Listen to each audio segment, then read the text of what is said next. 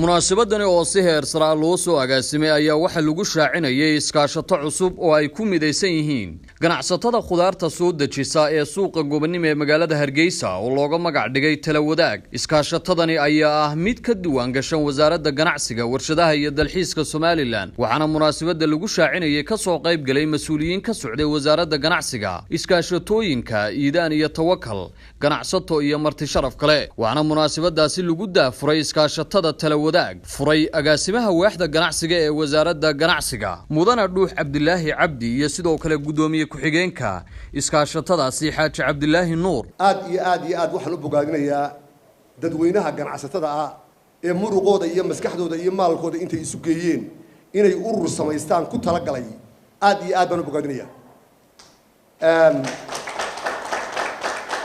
haddii aanu nahay wasaaradda ganacsiga cid kasta oo ganacsiga dalka wax ku soo kordhinaysa marka hore waanu soo dhaweynaynaa. haddii aad tihiin ururkii ugu horeeyay ee Tala Wadaag ee sharciga dawladda qaatay ee sharciga u hoggaansamay ee liisankii qaatay ee inay dalkooda wax ku soo kordhiyaan ka bilaabay iyagu noloshooda marka hore iyo marka labaad warta waanu soo dhaweynaynaa waana idin bogaadinaynaa. maadaama aanu nahay ummad ganacsataa oo khudaarleeya oo khudaarta ugu ballaaran soo dejiya waxay noqotay laga maarmaan inay tahay sharci darro inaan ku shaqayne aanu sharcigii waddanka ku shaqayno. furaha ganacsiga iyagu waxa weeyaan liisan, maadaama ay sidaa tahayna waxay laga maarmaan noqotay inaanu isu tagno midowno liisan soo dejina samaysano urur samaysano ku bahoobay waxa kaloo halkaasi ka hadlay gudoomiyaha iskaashatada Iidaan ee suuqa Waaheen Cabdifataax Axmed Maxamed oo bogaadiyay iskaashatadani isla markaasina ugu baaqay inay taakuleeyaan cisbitaalka TBda ee Hargeysa maadaama ururka Iidaan uu taakuleeyo cisbitaalka dhimirka Hargeysa. iyagoo ah muwaadiniin reer Somaliland ay isku abaabuleen sidii ay u samaysan lahaayeen iskaashato ay ku mid yihiin oo ah inay yihiin dadka wax soo dejiya ee qudaarleyda ee suuqa Gobonimo. runtii waan ku hambalyeeyaa, waxaan leeyahay mabruuq.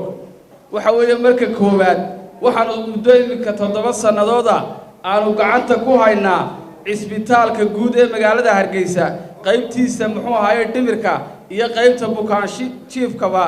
in maalin walba halka qudaarta lagu cuno ee dadka loo kariyo waalal iyo dadka miirka qabay xanuunsanayaba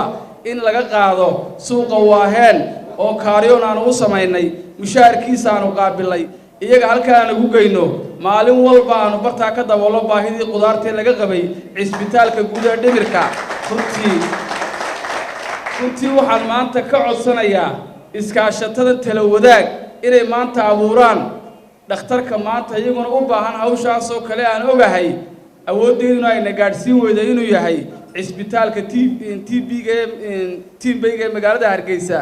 inay iyaguna muxuu ahaayay ay ka howlgalaan oo kaalintaan 7 sanadood hayno iyana maanta ay ka bilaabaan khibradda anagu aan u hayno in arrinka ay noo ballan qaadaan insha Allah taala waan rajaynayaa. waxa kaloo halkaasi ka hadlay iyaguna xubno ka mid ah iskaashatada cusub ee Tala Wadaag iyo sidoo kale xubno ka socday iskaashatooyinka Iidaan iyo Tawakkal. waxaan leeyahay soo dhawaada insha Allah taala ururkeenana kii midagala Allah ka dhigo.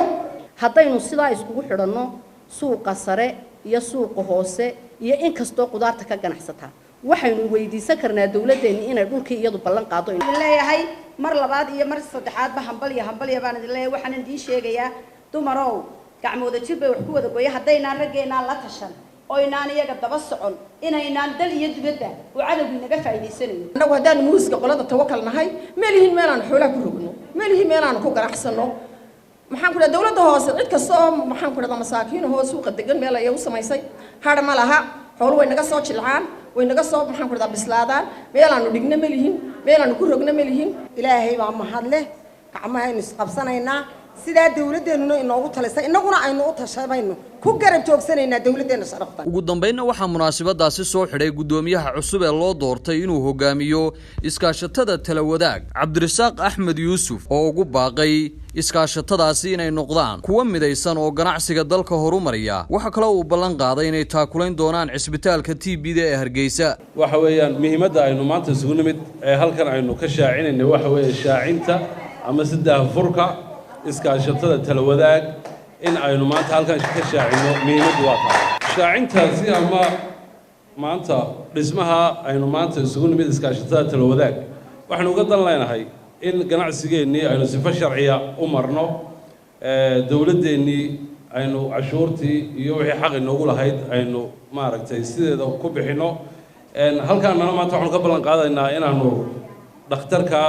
TBda aanu khudaartiisa qaabilno halkaana maanta ka ballan qaadaynaa Siciid Aadan Jaamac Telefishan Koon Cable Hargeysa